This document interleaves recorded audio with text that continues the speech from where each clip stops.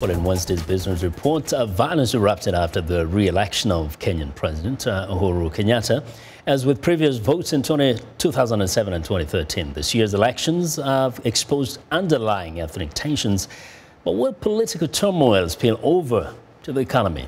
Joining us from New York is Africa 54 Business Correspondent Jill Malandrino. Hello, Jill.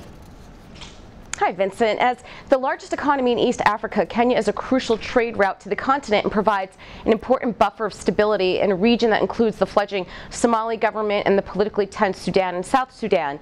At the height of the 2007-2008 post-election violence, importers in Kenya and within the region incurred massive losses after their cargo was either delayed or stolen along the northern corridor route. Uganda, Rwanda, the DRC, and South Sudan were starved of supplies, with parts of the northern corridor cut off and the railway line had been vandalized. So, from what you've seen, has there been any supply disruption following last week's election run?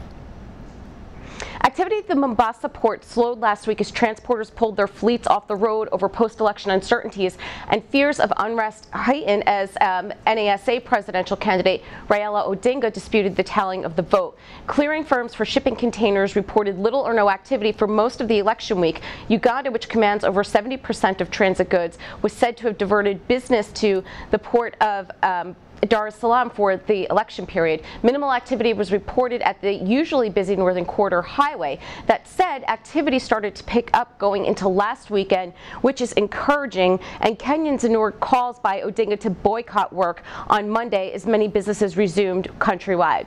And is it really, perhaps too early, too soon to tally the economic impact of all this? Well, data obtained from the Kenya Ports Authority showed that the Mombasa port handled 15 million tons of cargo between January and June this year. That was a 12% increase over the 13.4 million tons cleared in the same period last year. This type of momentum and growth shows just how important Mombasa is for trade in the region.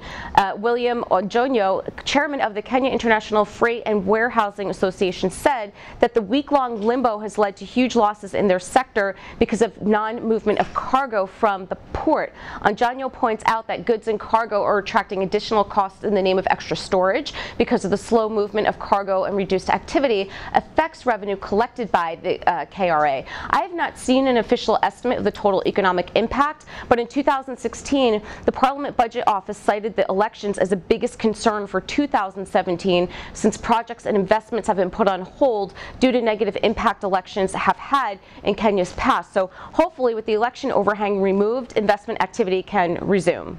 We'll hope the same. Jill, thank you very much. That's thank you. Africa 54's business correspondent Jill Malandrino reporting for us live from New York.